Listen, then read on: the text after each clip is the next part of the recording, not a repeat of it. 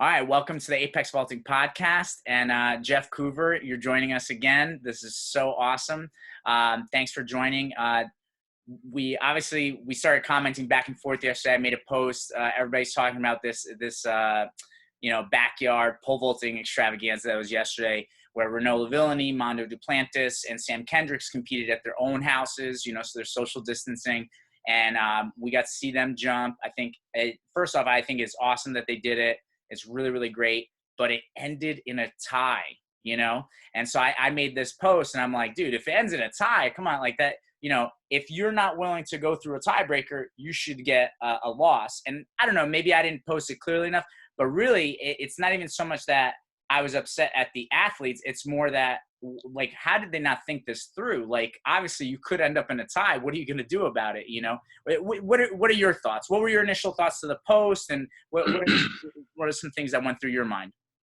I guess my initial thought with the post, actually the first thing I did was before I commented or anything, I went and looked at all of your social medias and tried to see first if I had missed you saying like this was a great event, which I didn't.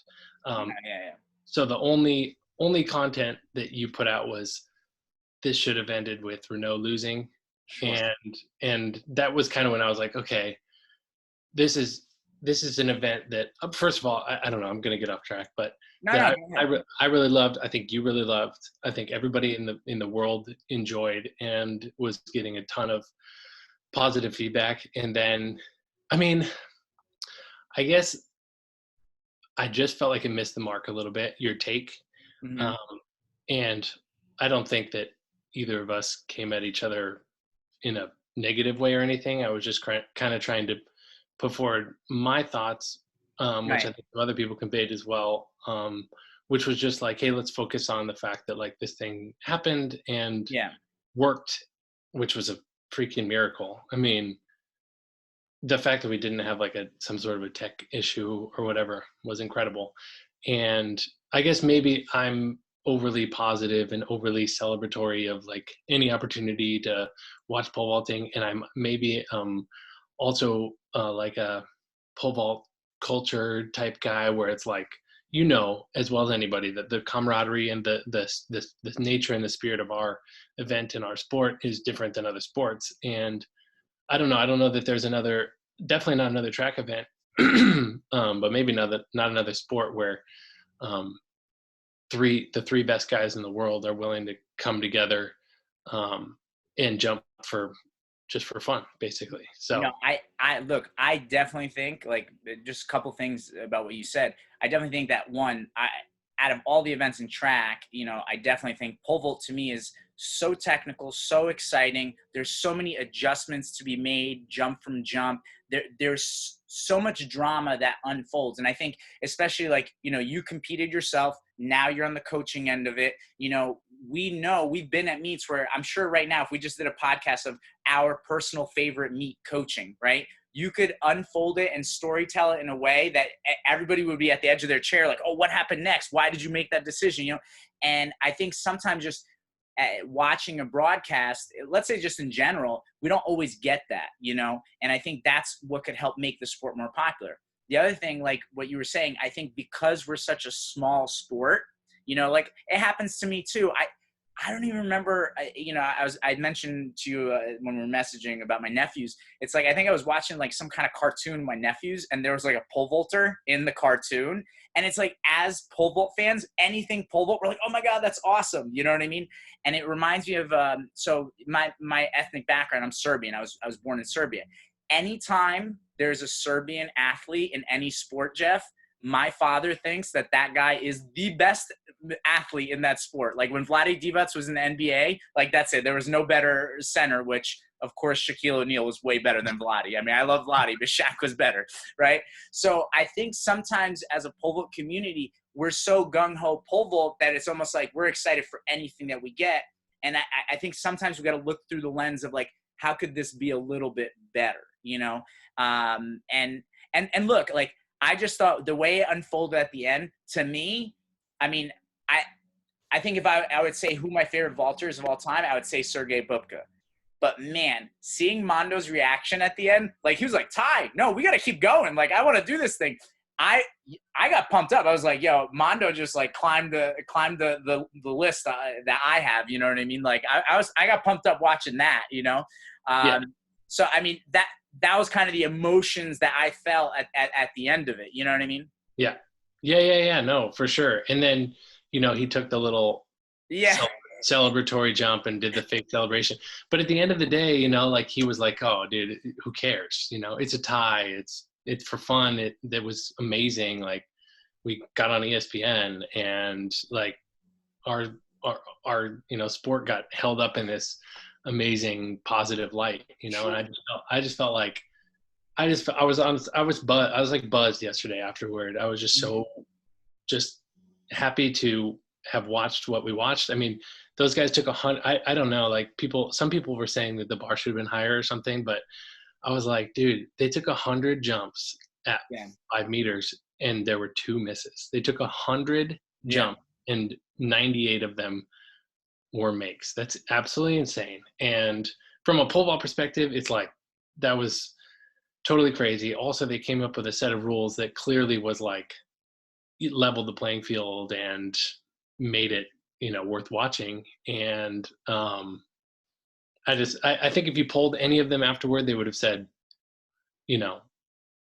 they would have liked to have won by 1 jump, but if it ends in a tie, it ends in a tie, and that's just how it is because it was just for fun. So I just thought it was an opportunity for everybody to come together, and I think everybody did. And there's always got to be some an alternative opinion also, but it was just like I thought it was cool how the whole track world really. I mean, Ashton's jumping on the podcast or on the comments, being like, "Let's do decathlon," and yeah. Anyway, I just really, really enjoyed it, and I liked it. And if I were, running the show, I would have just I literally would have put something in the beginning of it that would have, I guess I would have asked them, hey, do you guys want to break a tie if it happens?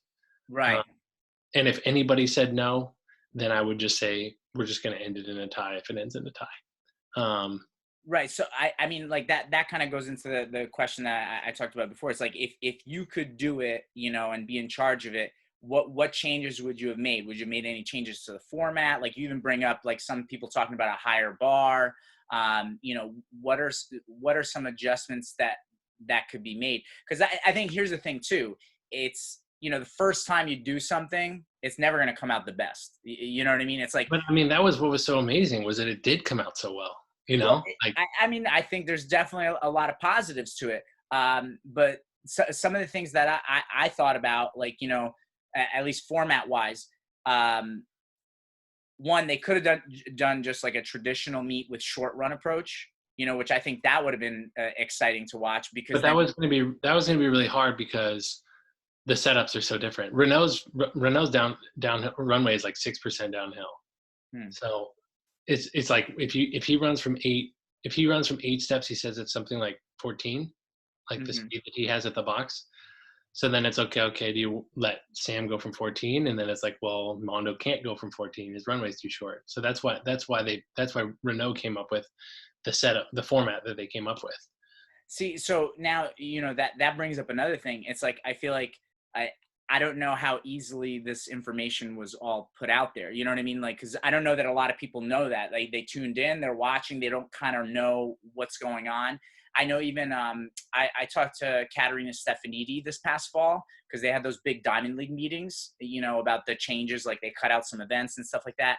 And I know Katerina, she's always told me, she's like, I don't understand how there's not a leaderboard at each event. It could be as simple as like, just like, I don't know if you've ever seen like Formula One or NASCAR, like they have that like big pole with like the changing numbers of the drivers that are in the lead and stuff like that. Like, that's a big issue, I think, in track and field, is that not enough people even understand the rules. Like, okay, me and you, we're pole vault nerds. Like, we love the pole vault. We know how pole vault works, right? And as soon as you bring up like the downhill runway and stuff, I'm like, okay, there's certain issues there. I don't know how you make that fair. So I totally get that. but it's like the casual fan doesn't always get that information. Like even Yeah. what about even just a track fan? Like I'm sure there's a lot of people who, let's say, go to track stadiums, go to track meets, that depending on what event they're watching, they might not even know enough of the rules, like just in a traditional meet, never mind some special situation like this. I that's what I always feel like is the biggest thing for me is when they're doing track events, there's not enough communication about what's going on. Like when you watch other sporting events, it's like they hammer that stuff home like constantly. Like, so you maybe tuning in for a football game for the millionth time in your life, but they're still explaining all the situations so that you know what's going on, because there's got to be someone watching for the first time, you Yeah. know? So, I mean, I don't know. In your opinion, like what could they have done better as far as that presenting the information, you know? Well, I think that the thing that they did so well that was brilliant was that they came up with a system that, in my mind, I think was completely fair for the three athletes. Mm-hmm. So that, you know, Renaud was running from 6 steps and Mondo was running from 8. Sam came back from 10, Mm-hmm. and they all decided kind of that was fair.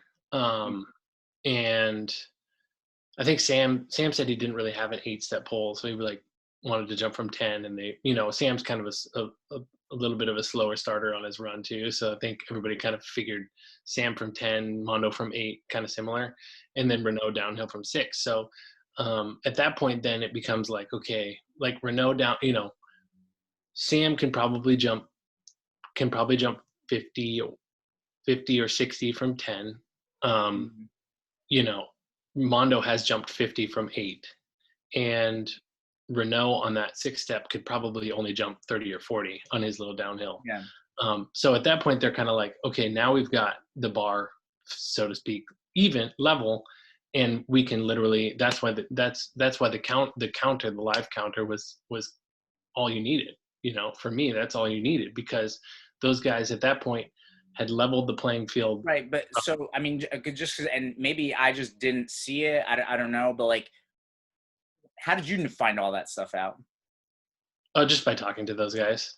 See, Just like by, that, but that's my point. So it's like, so but I don't think that the casual viewer, I don't think they needed to know that information. I think it was just, I was just curious and wanted to know. I think the thing that the casual viewer needed to know was it's just that, you know, they all three agreed to these rules, and now the playing field is level, and every make counts as one, and it's just who can put the most no, points. yeah, I get that. But like, see, like for the casual viewer, not knowing all those differences and what was agreed upon and all that, like, those are things that should be discussed. Like, and I think especially for pole vault people, we love hearing all that kind of stuff. You know what I Yeah. mean? Like I'm going to go to another thing. I think the thing that I don't like at a lot of like these track meets as far as announcing is the announcers, because I mean, that guy, like, whatever, I'm sure he's a nice guy, but I don't know how much of a pole vault guy he is. You know what I Yeah. mean? No, not And at all. I think, yeah. right. And so it's like, he's not going to be able to give us the information that as a pole vault fan, we know, oh, wow, this is important. Like, if you knew this, like, even if you're not you're a casual sports fan, you just tuned in for the first time, you need to know this for this to become important to you. You know what I mean? Mhm. Like, and announcers like that, they never really convey enough information as far as that to make it even more interesting to a new fan, or even the fan, just traditional fans of pole vault, you know? Yeah, that's probably all true. I just think that this was an example where of a situation. Like, I shared the live stream at halftime. I shared the link with my next door neighbor, who's Mhm. just, you know, a friend, and he doesn't know anything about pole vaulting. Nobody Right. in Iowa knows anything about pole vaulting, but I shared it with him because I've been like joking with him about helping me build a pit in my backyard, which is never going to happen. But I shared it with him. I'm like, dude, the 3 best guys in the world are doing this right now. And afterward, he was like, dude, that was just so cool. Like, that was awesome. And so, I don't know. Like, I thought all the feedback and all the posts and all the articles and everything afterward were so overwhelmingly positive that it's kind of evidence of the fact that that model worked. So I'm gonna bring up something else that I thought would have been like really created more drama and made it a little bit more exciting. Like, hear me out on this. Yeah, absolutely. Like, so the model that they basically chose was like basically the home run derby or the 3-point contest model, right? That's what they did. But the thing is, they had all three going at the same time. Yeah, you know what? This is something that I actually Yeah. mentioned, was that Okay. have one go and then the next go and the next go. Yeah. Yeah, but yeah, I mean that there's definitely an argument for that. Yeah. But No, and again, I think, I agree with a lot of the points that you're making. Like, I think it was great that they did something. I think it's, and especially hearing you explain like the stuff about the runways and the poles, like Sam didn't have a pole for a shorter approach, which kind of like, I almost feel like now in retrospect, thinking about it, it's like, oh, no wonder it was tougher for Sam to kind of keep up with them. He's going from a longer approach. He needs to rest up a little bit more, where, they can go at a much faster clip, yeah, that I think is like, yeah. kind of, as a fan, I'm like, oh, okay, that makes sense. Cause I was like wondering, I was like, man, how is Sam so far behind? But now it makes a lot of sense. Yeah, no, immediately. I mean, if you know the Kendricks, you know that those guys, they're nothing if not methodical. I mean, they have everything is from all the time is just Mm-hmm. like, it's crazy. They're so smart in that way. Like they just have everything planned out or whatever. And as soon as I saw Sam take his first jump and Scott had a clock, I was like, they know exactly how many jumps, how many makes they're going to have today. Right. They've banked on the fact that this number is going to do it. And they have it planned out to where he's going to jump at 48 seconds, and then he's going to jump at 1 minute and 41 seconds. Right. And that's exactly what Scott said today, was that they planned to jump 26 times, and they went 13 and 13. He had 26 makes, and Yeah. they lost by 10. No. Yeah. I mean, listen, I get it. Cause like, as I was watching, I was just like, man, how is he so far behind? But now knowing that they're at different approaches, different things, it's like, I was just trying to figure it out in my head. Cause I'm like, man, because he's done so many times, like I'm sure you've seen his YouTube videos where he'll jump like whatever, like a million Yeah, dude, times. that's the thing, is I thought he would have an advantage. I'm like, how is he behind when he seems to, this seems to be his thing, No, we all thought this was. I mean, I thought this was Sam's thing to lose, because this is his bread and butter. And I think if he'd have just known beforehand, they just picked the wrong number. They just thought 26. 26 sounds like the right number, and those guys are going to tire out in the second half. And so they planned on 26. They got 26 jumps done. They made it 26 times in a row, and it just was the wrong number. So Right. I think if they knew it was going to take 37, then maybe they sneak into the pole shed wherever his little find an 8-step pole, and yeah. Well, but anyway. So it's funny, right? Because even going back, like, imagine if they went one at a time. I think it would have been like so amazing to see, like, let's say, you have like whoever go first. Sam goes first. He puts up a number. Now, as fans, we're watching, okay, what's going to happen with the second round? And just an idea, like, they could almost do a tournament style of this. Have like 2 guys a weekend. You know what I'm saying? Like, if you pick a slew of vaulters, and if you want to keep it the 5-meter bar, you keep it the 5-meter bar. And again, you'd have to like discuss beforehand the rules and stuff like that. But you can almost have a tournament style where it's like 2 guys a weekend go at it, and then the winner makes it to the next weekend. That's even I think would be an awesome idea. Yeah, no, I agree. I mean, I think you could sit here and like poke holes in a lot of aspects of what was done and everything, but I just felt like the overwhelming story, and you're a news outlet, right? I mean, I guess, I don't know. I mean, really, I mean, you, Pole Vault Power, a couple others, whatever, are kind of providing your takes on a lot of pole vault news. And it's like, if, I don't know, a good comparison, like if the NBA came out and said, like, here are the things we think could be better with The Last Dance, the Jordan documentary that's going on right now. And I think everybody would be like, dude, we're just like soaking this up and eating it up. And like, that's the story, But so, I mean, even, you bring up The Last Dance, and I think that's a good example. I mean, like, listen, I'm loving The Last Dance, but I think after each episode, there's certain people who maybe were heroes that now don't look like heroes afterwards. Like Michael Jordan himself said before it aired, he goes, listen, I think a lot of people after watching this may not like me so much. I think that's the other thing. Like, when I think about pole vault culture, sometimes look, like, I post stuff, and I think the reason that there's not a lot of people posting things is because they're afraid of getting, backlash from their comments. You know what I mean? And I kind of always felt like, look, like I'm going to say what I say because I really believe it. I also don't think I ever say anything in that bad of a way. Like I'm not trying to like, I'm not calling anybody like a piece of shit or something. You know what I mean? Like I don't go crazy. It's like I'm giving my opinion on things. But I think a lot of people in the pole vault community are afraid to upset people. You know what I mean? And the thing is, you're always going to upset someone. Like Jeff, you could literally post the most vanilla, basic drill, right?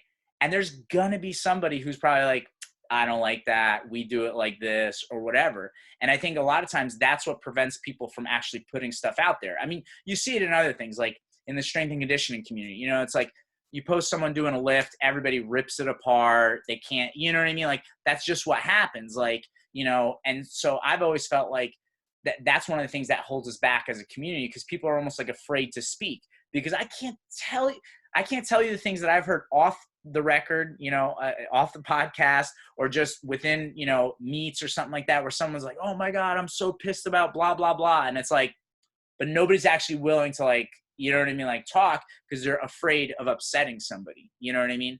And the thing is like, look, you're right. Like, look, I think if I said something like really crazy and I was like belligerent or something like that, of course, people should not listen to me. There should be consequences for it. No, it's yeah. I'm not saying anybody shouldn't listen to you at all. No. Yeah, no, I know you're not saying that. I'm just saying in general, I think like as a community, we have to kind of understand that, it's like, because almost like I sometimes feel like some people are like, oh my God, this is my favorite vaulter. Well, I think this one's better. And then it's like people start an argument, and it's like, I think a good debate, talking back and forth is awesome. But it's like, I could see sometimes where it's like certain topics come up and it's like, oh my God, it's like World War III. Like, just bring up the bottom arm and that's it. It's yeah, like, that's not, no, that's literally all you have to do at any point. At any point. Yeah. As soon as you and a pole vault person are getting along, just be like, yeah, left arm. They're like, ah. Everybody. Yeah, 100%. And the thing that I wish people were more open to is like, listen, like we could have a left arm debate and still be friends and still help each other out. Like I tell people all the time, like some of the people that I'm real tight with, club coaches or high school coaches, they literally coach the complete opposite way that I do, but I'm very close with them. If they need poles, I lend them out. If I need something, they'll help me out.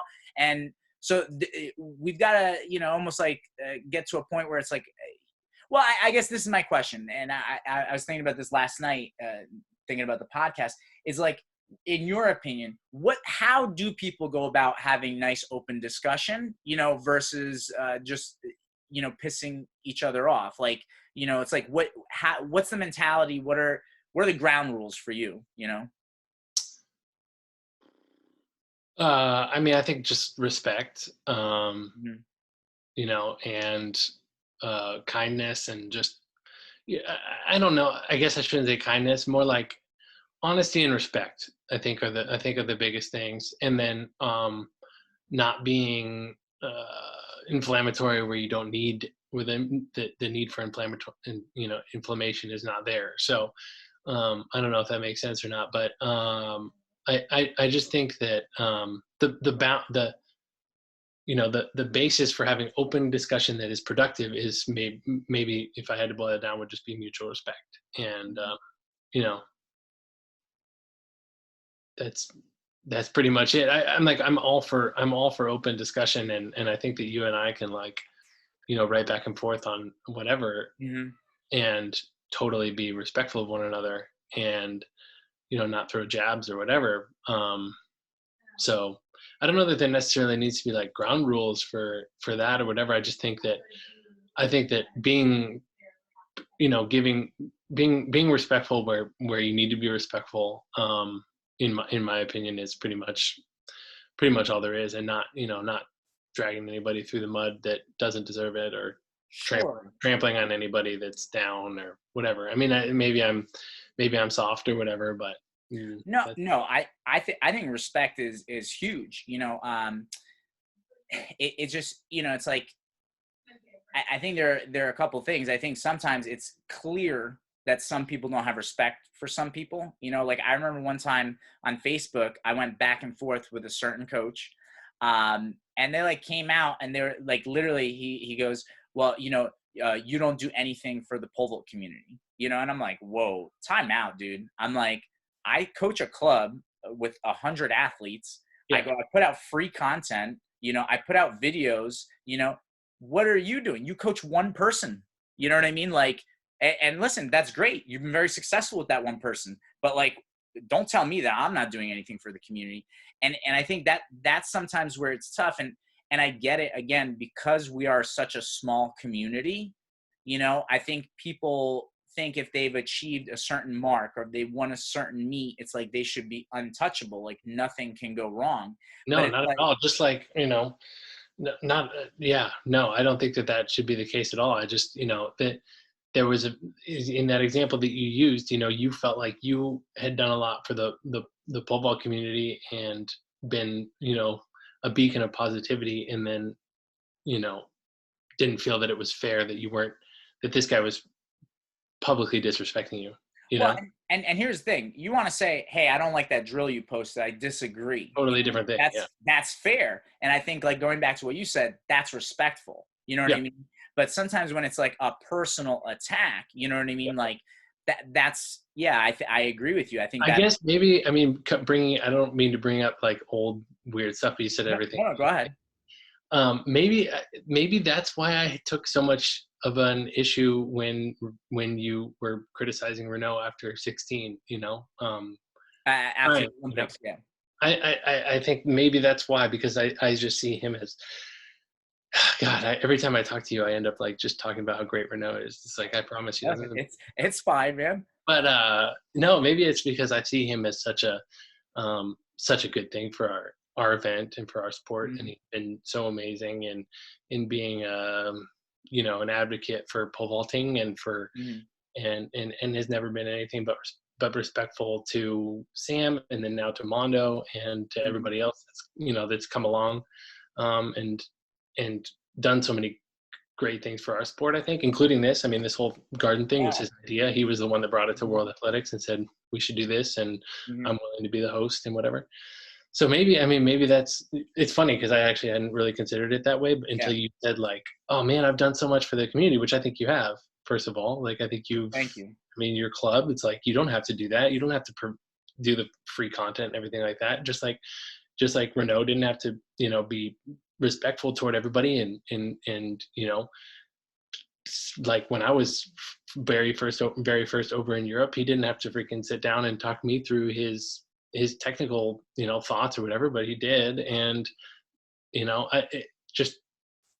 I don't know. I guess I can kind of compare those two things, and then now he has his meet that, his indoor meet that he does so many good things with the pole vault community. Sure. I think that indoor meet is amazing. I mean, like, I know Bupka used to have his meet. Now Renaud is doing his meet, and they bring a lot of attention to pole vault.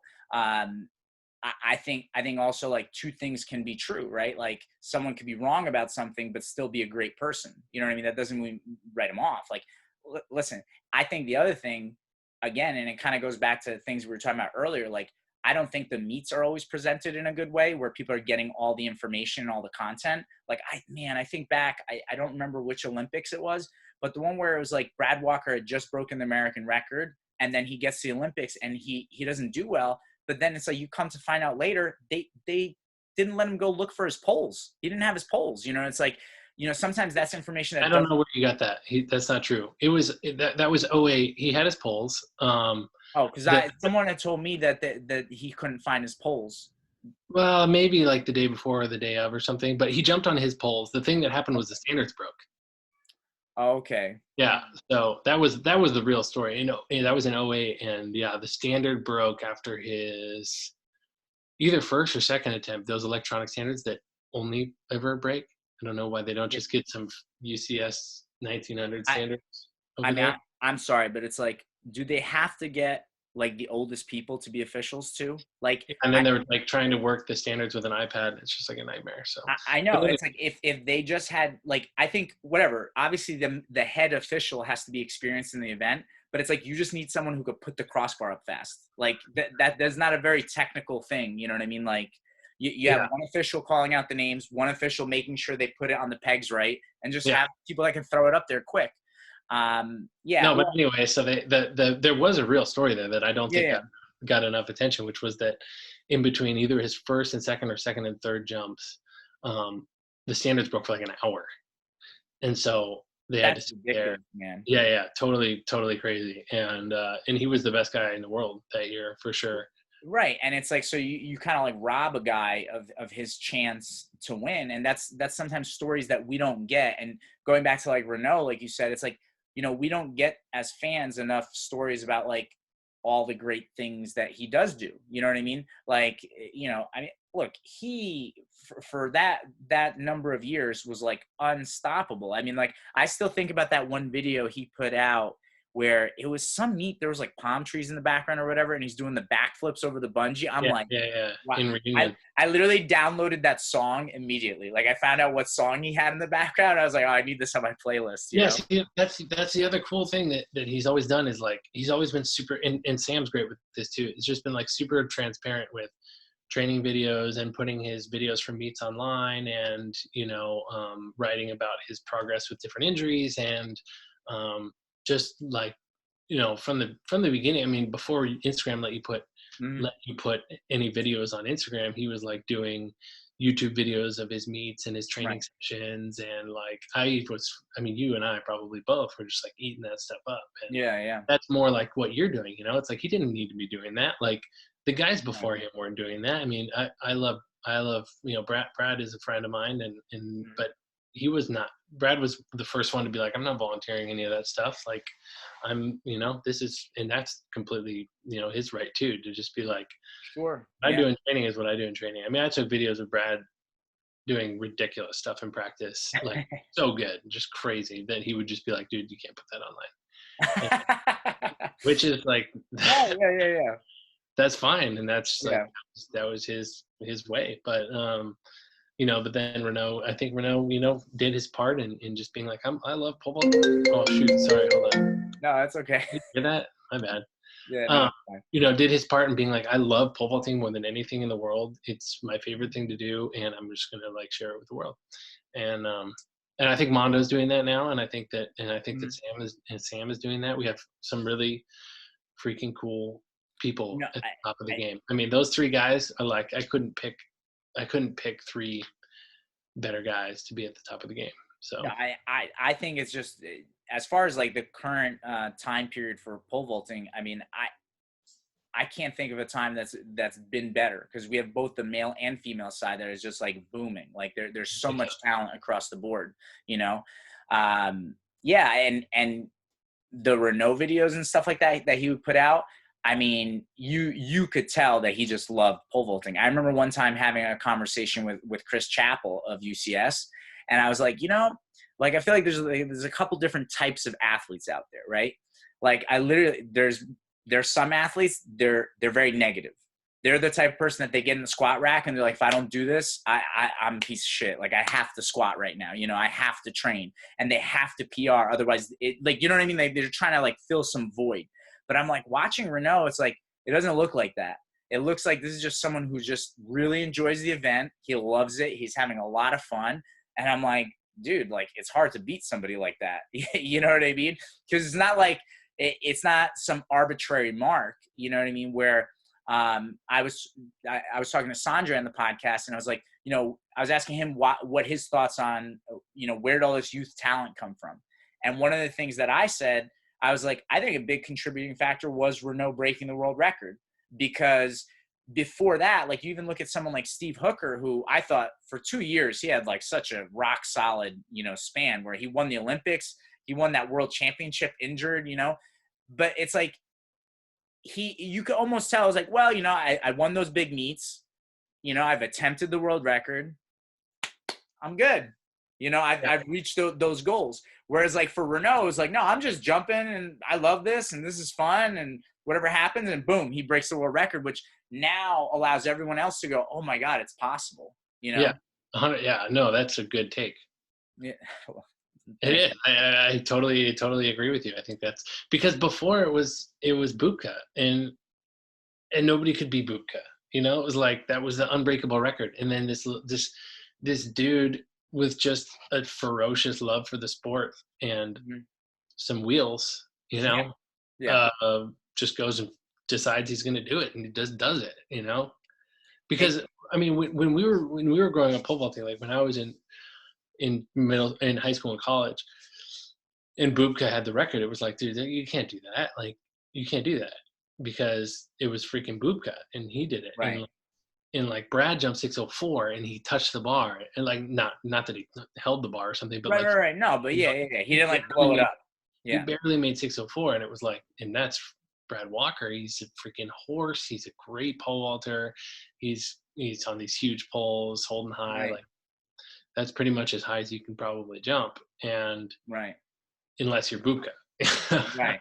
Well, I think that's sometimes what we do. Like you brought up The Last Dance with Michael Jordan, right? But it's like in our sport for pole vault, Bubka was the Michael Jordan, and you just the way you talk about him and everything, it's like you make him out to be, this magical creature. Like it's not even possible. Like he's not human. He's like you would hear all the stories. People are like, oh, he could have done the 4x1. He would have done this. He would have done that. And like, it's like, all right, dude, he's a human being. Like, somebody else could do it, Yeah. He also, with overwhelming evidence, was on drugs.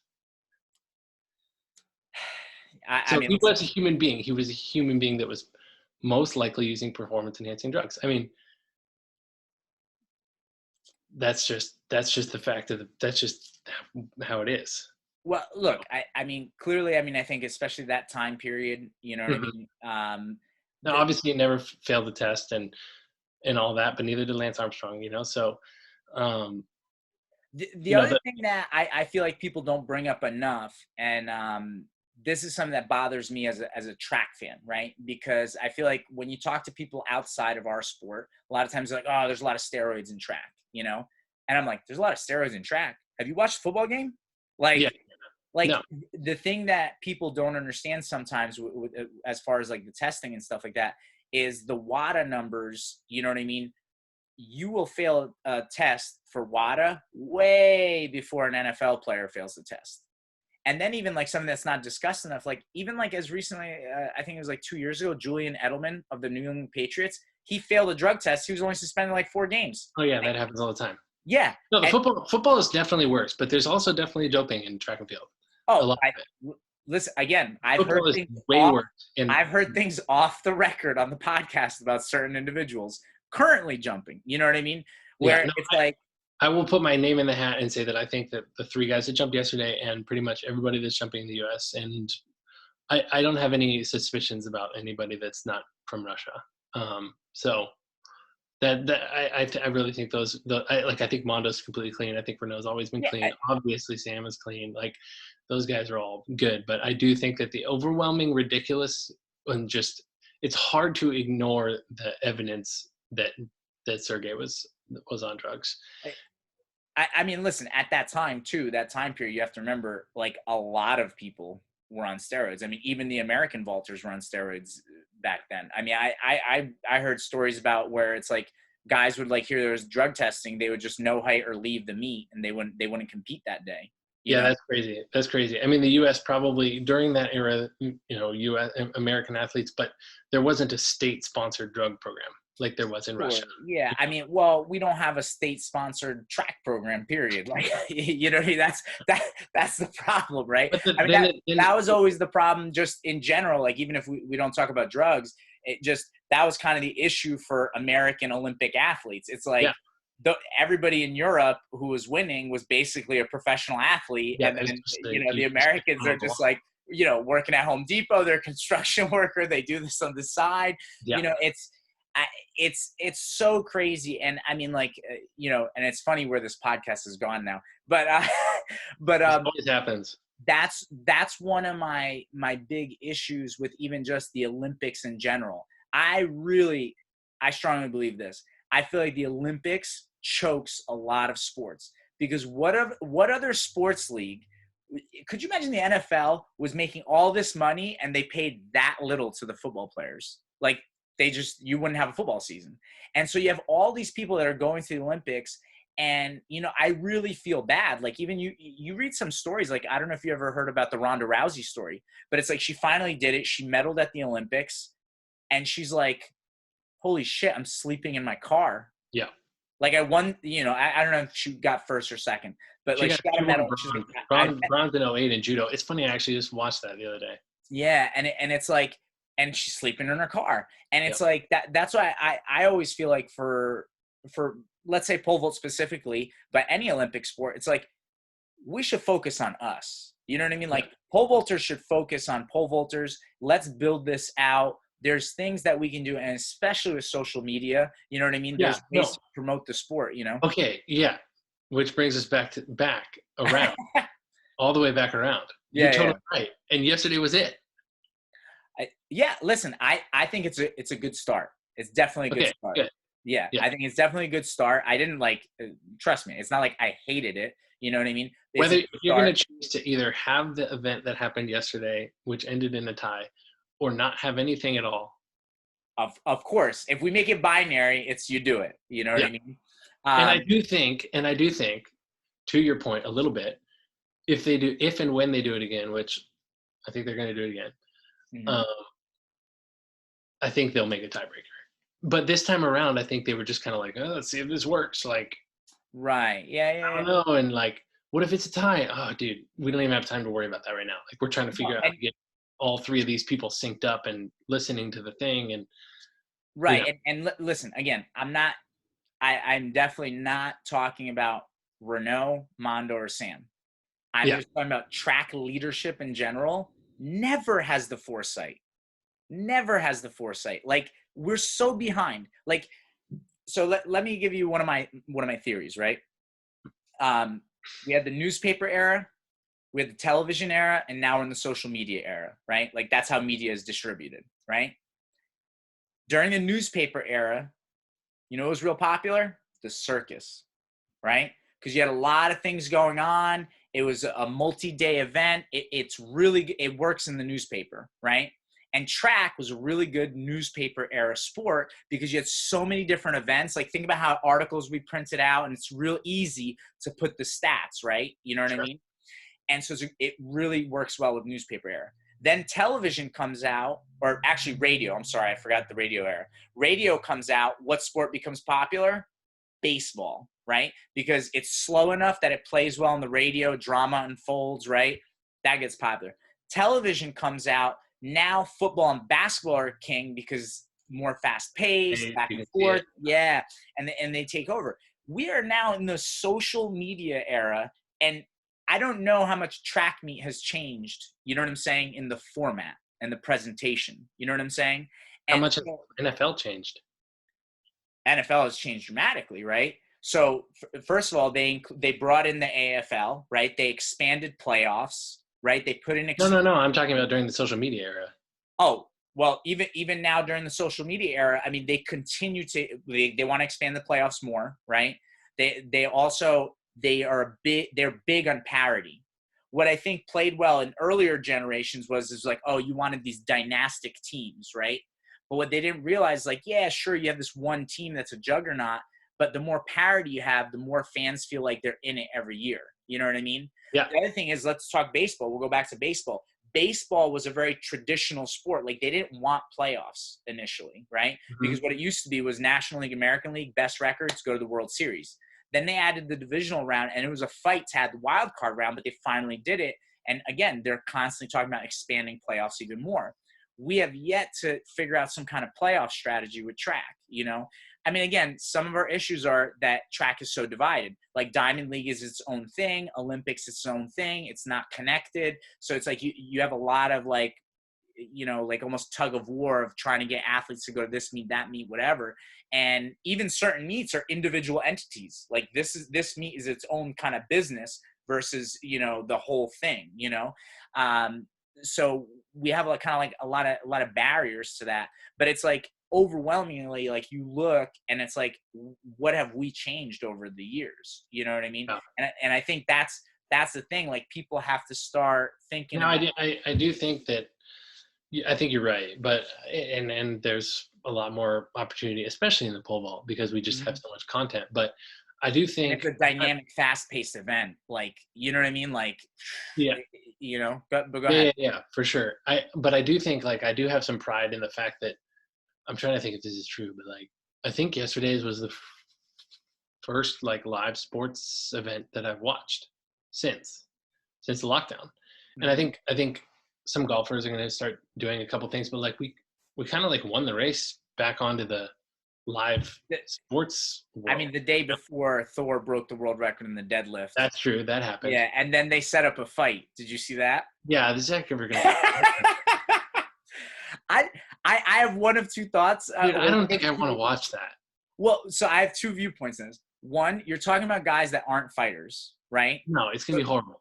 So yeah, it's either going to be horrible or, and I hope this doesn't happen, it's two untrained guys, but dude, those guys are huge. Could you imagine getting punched in the head by Thor? Like, No. I don't know, man. Somebody could really get hurt doing this thing. Yeah, it scares me. I don't think I mean, they should wear headgear or something. I don't know. But apparently Eddie Hall does not like him. He's like real pissed about something, like, you know, in the past. Is he playing a character or not? I don't know. Yeah, I mean, like, you know, you got to sell the fight, right? Okay, wait, but what do you have? Who do you have this weekend though? Gaethje or Tony Ferguson? All right, well now we're way off topic. That's okay. So yeah, in the UFC, which is crazy, they're gonna do a pay-per-view event this weekend. But hey, pole vault beat the UFC. Yeah, they got there before the UFC. I wonder how Dana White feels about that, because you know Yeah, they were supposed to go weeks ago, and Disney, you know, didn't let them go through with it. But yeah, in the UFC right now, I mean, first of all, I'm super pissed that Tony Ferguson's not fighting Khabib. I know. That I can't believe.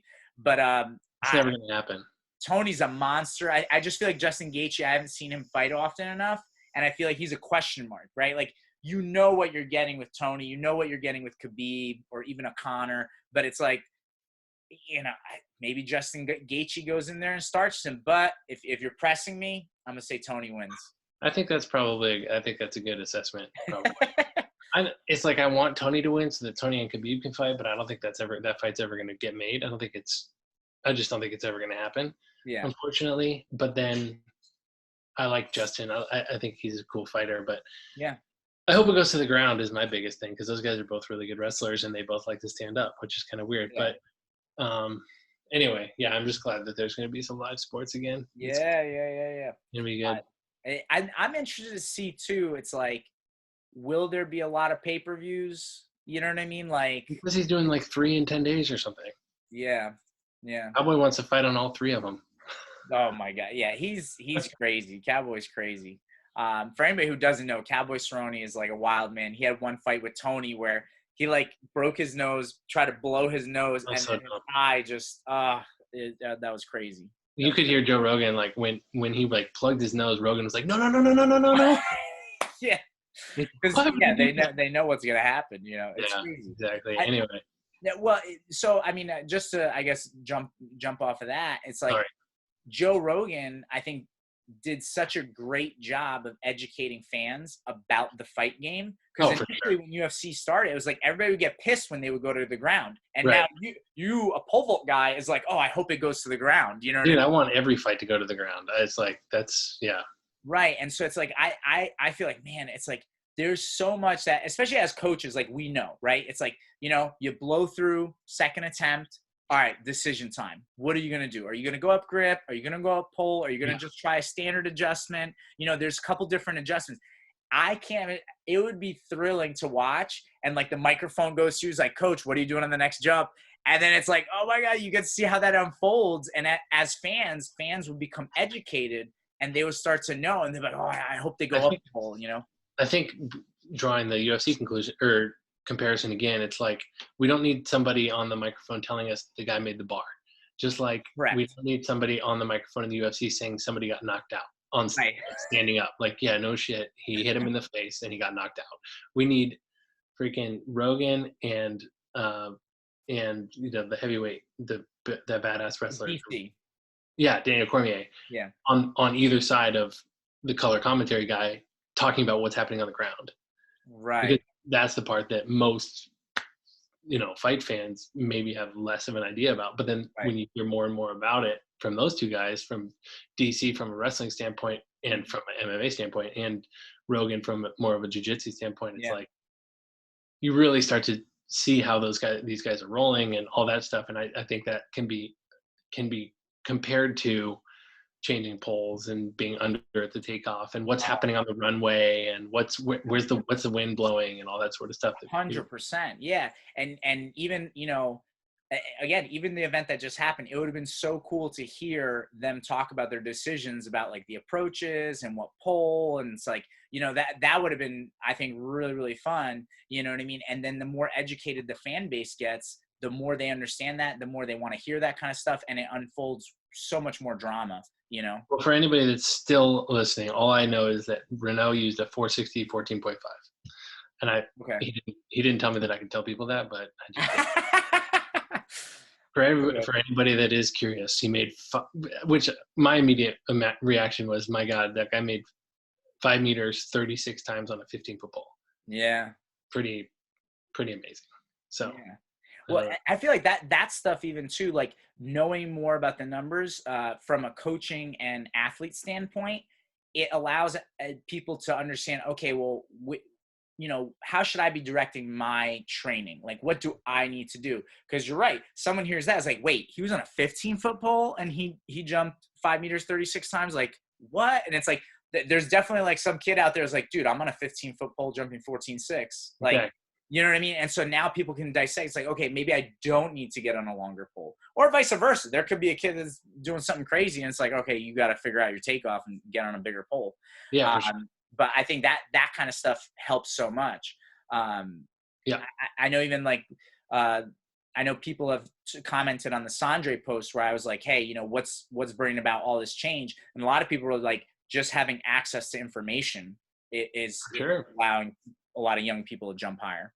Yeah, no, I totally agree. That's why, I mean, I try and put up as much as I can of my own training and jumping and numbers and all that. Yeah, no, I know you're really good about that. You'll And, mention like what you were doing and the grips. and it's always been like, I mean, I've always been on too big of poles for how high I jump. And so I always know, like when I post it's always something I've tried to fix and tried to work on. Yeah, like yeah, my yeah. whole entire career has been about trying to get more out of the poles that I can be on really easily. Like I can really easily in any meet, weighing 195, like I can run down on a 5'10", 12.4, like anytime, just kind of jogging down the runway. And Cole Walsh jumps 580 on that with the same body weight, and I can maybe jump 50 or 60. And so that's always been something that I've always, always worked on. But I know that when I put my numbers in my post, which I'm always going to try and do for an educational standpoint and for just so people can be in the know, I know I'm going to have people in my DMs being like, dude, wait, what? Like,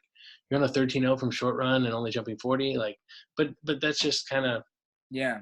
I'm like so used to it. And I'm just like, yeah, that's my struggle. That's what I fight all the time. Yeah. So I mean, I'm sure you've considered these things, but I'll ask just because I'm curious. This is where it's like, even for me, when I think about some of that stuff, I start to think more about like physical training, like you bring up like Cole Walsh, you know what I mean? It's like, I don't know if you ever talked to him, like, do you know some of his like training numbers as far as like certain lifts or certain workouts or exercises that maybe give him an advantage on that? Because the way I've always looked on it, hear me out and you tell me what you think about this. I've always viewed about like getting on a pole is very speed correlated, right? So if you can get on certain poles, you probably have enough prerequisite runway speed, size, whatever. The efficiency on the pole, like going up the pole, is very like, to me, upper body correlated. Like I just noticed people who have like stronger lats, typically they're much more efficient on a pole. And it really comes down to power to weight ratio, right? You can't do like whatever, like weighted pull-ups, but then you weigh like way too much or something like that. But have you ever thought about that kind of stuff? Yeah, for sure. Maybe. But I guess I kind of, I view it a little bit differently. I think that probably the way that you look at it might have merit, and you might be totally right. I just think like Cole and I are good examples because we weigh about the same. He's running a little bit faster than me on the runway.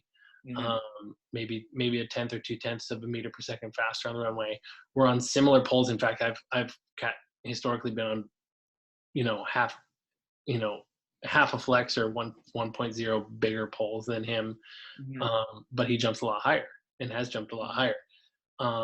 I guess I haven't really talked to him about like weight room numbers or anything like that. But I mean, all I can do is use my eye and watch him and be like, that guy's just a better pole vaulter than I am. Like he's just, and that's fine. I mean, like I've been doing this too long to be like, to have any sort of, like ego issue about that. Like Cole is just better on the pole than I am. Like he just has, for me, it's a feeling thing. It's a sensation and feeling thing. And Renaud always talks about like rhythm in the jump and good sensations and good feelings. And I think I just have a really, really hard time. I always have had a really hard time finding that feeling. And like Mondo is just like, he can just switch his brain off. He just knows, he knows where the energy is when he's in the air, when he's on the pole, how to redirect it, how to stay behind the pole and all that stuff. Like that's one thing that Cole is just so much better at than me at, is staying behind the pole, swinging early, getting on his top hand, and just knowing kind of where to position his center of mass and when to lengthen a limb or kind of torque things. Yeah, I always think about it as like almost like leverage, like some people it's all how to create leverage and and I've just for me, I've never been, and I've always fought to have just another 0.5% or 1% of that feeling of reorganizing energy in the air in a way that makes me go higher in the air. So it's just that's something that's always been difficult for me, and that's what that's kind of how I see it. It's like, and Brad is another good example. Like Brad and I weighed the same. We're on the same poles when I trained with him, and I was jumping 550 and he was jumping 590 at 6 meters. Seriously, he was holding maybe 10 or 15 centimeters higher than me, but it's just like I just knew where to put energy and how to get it back in the system so that he went really high in the air. And it just like that,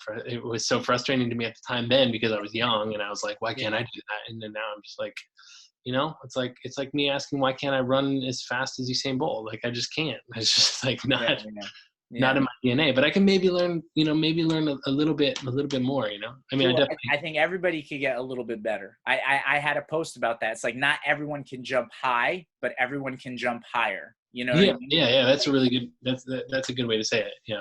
And I have two thoughts from what you just said. I think one, Mondo is just so crazy because like even when he was little, like you remember when he would do like the impersonation vaults, where he would jump like certain vaults. It's like most people are just trying to figure out how to pole vault, and this guy's like doing impressions of other vaulters. So his feeling and awareness when he jumps is just so high. And like you said, like even Roman Bacharnikov said something to me once that I never forget. He always says like no two vaults are ever the same. Like there's always some little different, right? You're a little bit under, you're a little bit out, your plant's a little bit late. And so you still, even in the pole vault where we try to do it exactly the same, there's still some micro changes where you have to make a quick adjustment to try to hook up with a jump. And some people are better than that. I would also say that what I think is a little bit tricky and misleading in the pole vault is sometimes people will look at, like, let's say mid marks or runway speed alone and be like, well, both these guys are hitting the same mid, same speed. Why do they jump a foot apart? And it's like, well, here's the thing, like even sprinting speed, right? It's frequency times stride length. Well, maybe this guy just has these long strides that are slow and lumbering and they can get to that speed, but they're not explosive. And so it's not just top end speed in the pole vault. You still need that explosiveness to move on the pole. And so some people are more explosive than others. You know what I mean? And obviously you try to get better with training and just technique and whatever, but there's limitations. You know what I mean? Like you're saying, like Renaud, Mondo, Brad, even Walker, it's like they have certain talents that make them who they are. You know what I mean? Just like we're talking about Michael Jordan, The Last Dance. It's like, listen, there's just things that Michael Jordan could do that other people couldn't, Yeah. I think that pretty much sums it up for sure. I mean, yeah, it's just like, some people just have a feel in the air and, I don't know, like and then there's some people that would watch me jump and be like, man, that guy's freaking got it, and I'm like, and I'm sure that those guys that I'm comparing myself to, Like Cole thinks he could be better on the pole, for sure. Right. But I look at him and I'm like, dude, we're the same person, like, and you can jump a foot higher on the same poles. So what the heck's going on there? And I'm just trying to learn. I'm just trying to figure it out. So, Right.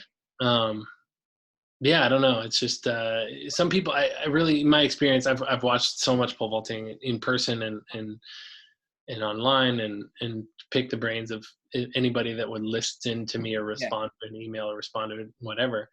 And my experience has just led me to the fact that some people just get it. Some people just have it. They can't explain why or how, but it's like, And listen, not everybody can slam dunk, right? yeah, Like I could train my butt off. I could do whatever you tell me. Like Jeff, I could literally dedicate the next 5 years of my life, be like, train me. I want to slam dunk. You're not getting me to slam dunk. yeah, and you're never gonna hit a golf ball like Tiger Woods, like Right.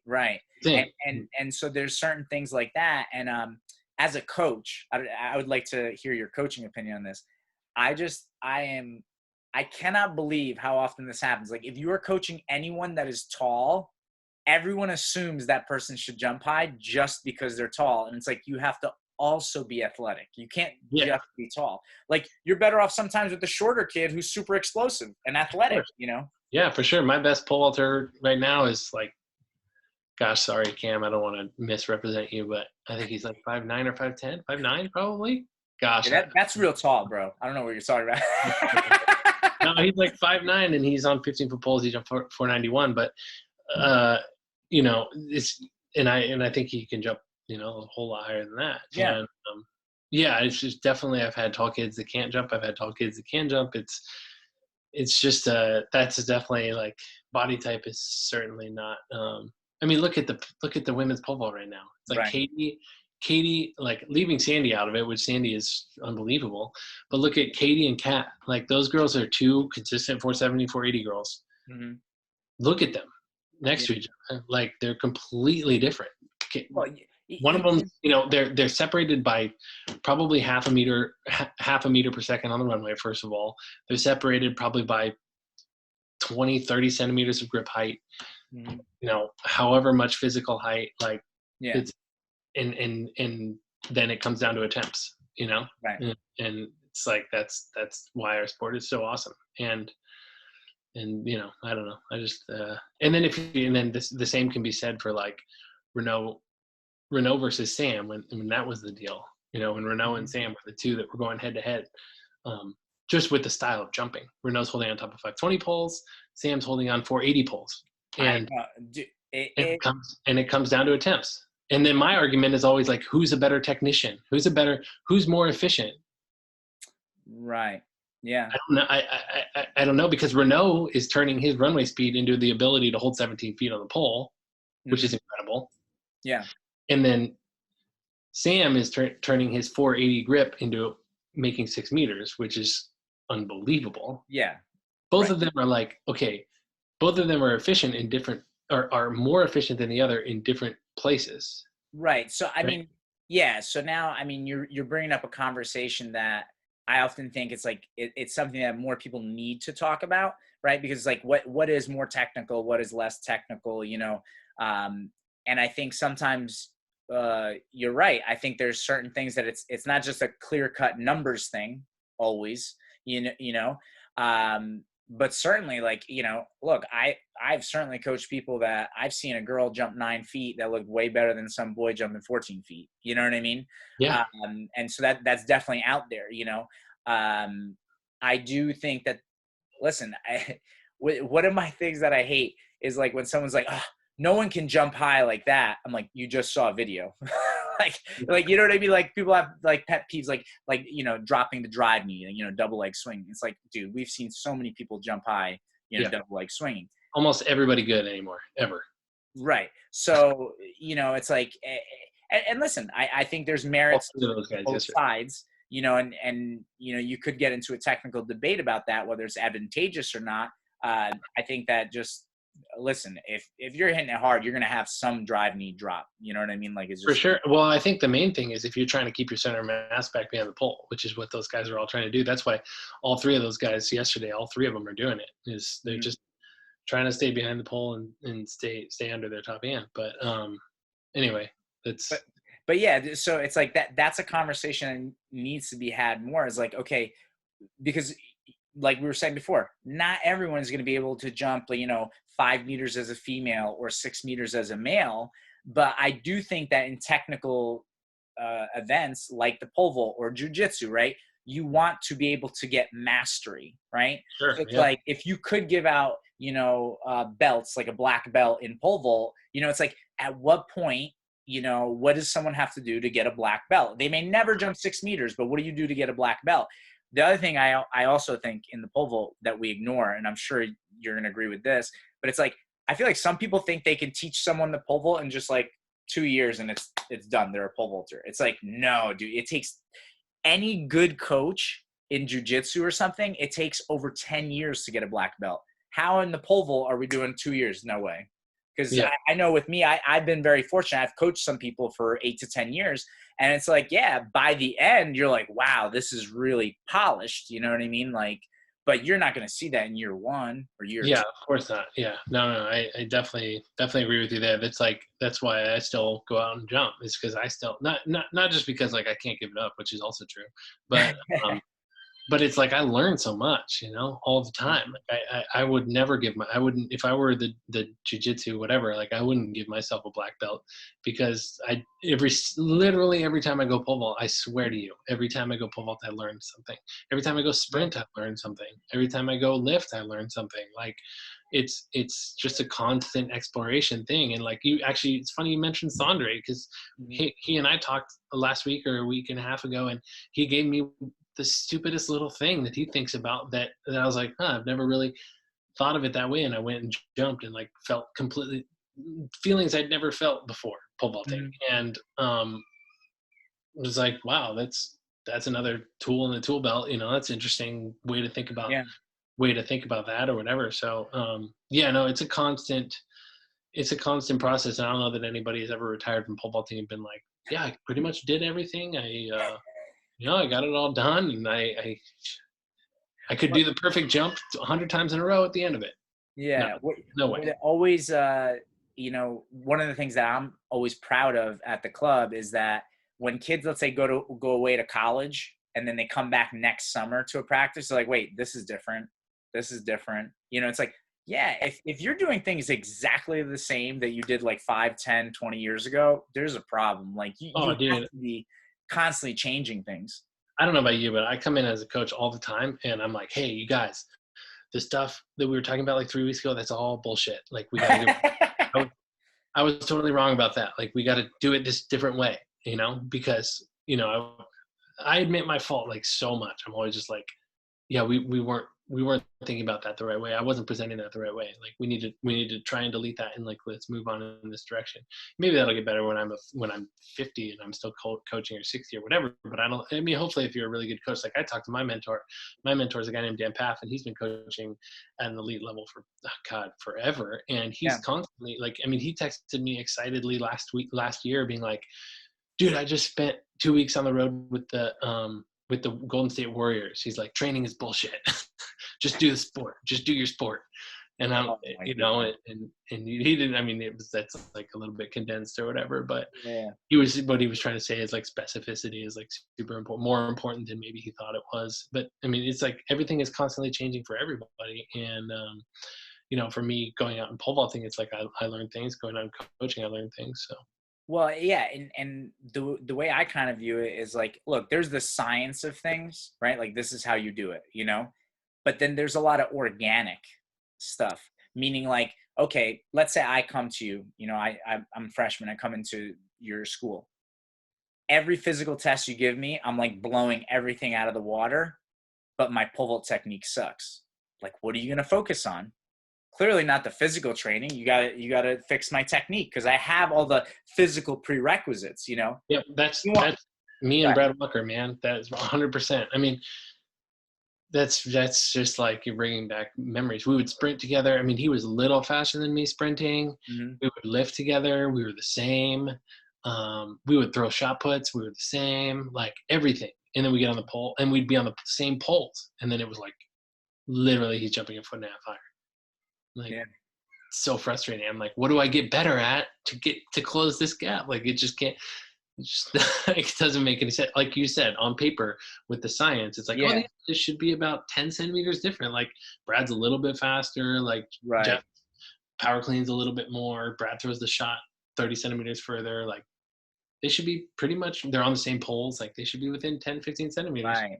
It's just not the case. Right. Right. Yeah. Look, That's the science just blows up in the pole vault world. well, right, and I think any sport, right? Like I'm sure if going back to the example of Golden State Warriors, like I'm sure if you took those guys in the weight room, you know what I mean? Like I'm sure Draymond Green probably can outlift Steph Curry in everything, but it's like he can't shoot like him. No. You know what I mean? So there's still that skill, like working. Or like put those guys on a treadmill, and it would be like, dude, what are you doing? You like, you can't run 10-minute miles.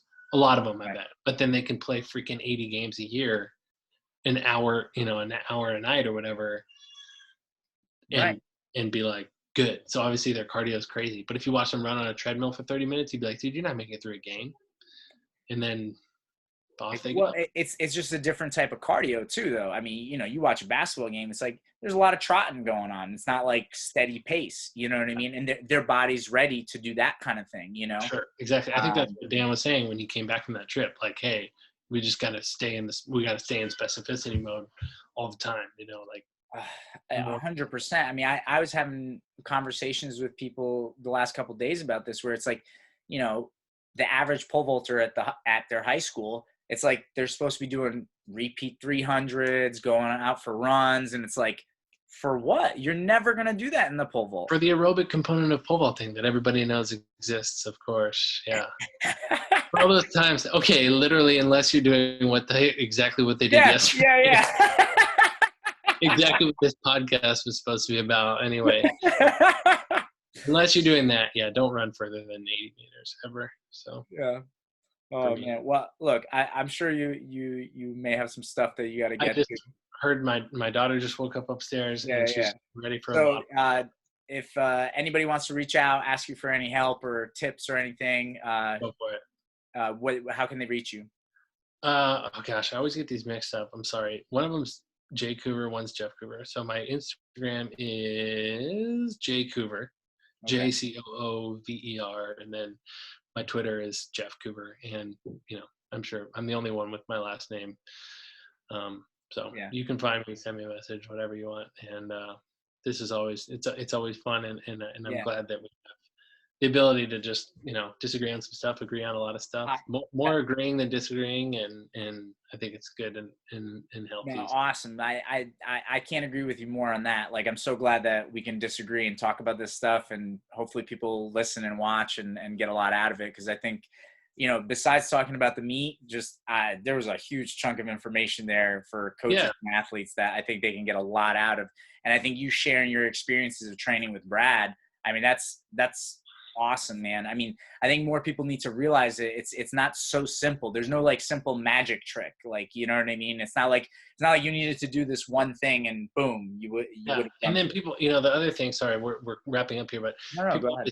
People always then assume that I guess that the thing that people don't realize is like I was trying as hard as I could. Yeah. To figure that stuff out, and everyone was like, dude, you got to figure out how to jump higher on the poles you're on. I'm like, oh yeah, no way, Yeah. Well, I wasn't at that point. I shut everything off as far as like, okay, I need to figure out how to get on an 11.2 instead of an 11.7.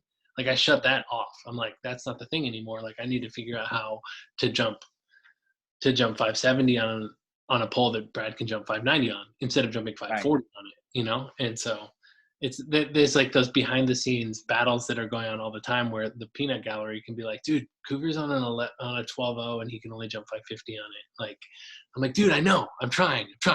You know what it's like? I think everybody thinks it's simple addition and subtraction, and it's like, no, it's calculus, bro. Yeah, and people see the most like obvious flaw and they think that you're not working on it, and in reality, it was like I was working as hard as I could at it. I just couldn't do it. Yeah. Yeah.